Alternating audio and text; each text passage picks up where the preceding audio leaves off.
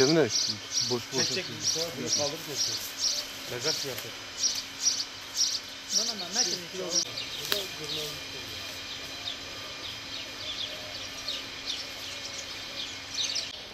Biraz çalıyor nasıl kaldı?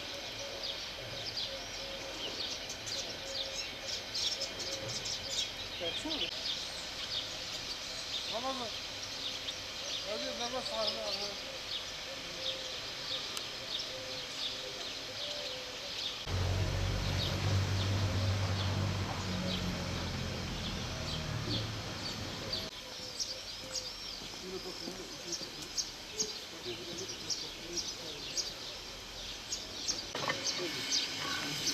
Getirip de bunu yoluma düşmeyin.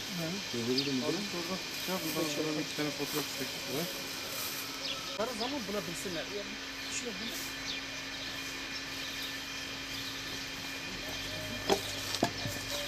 Bındı.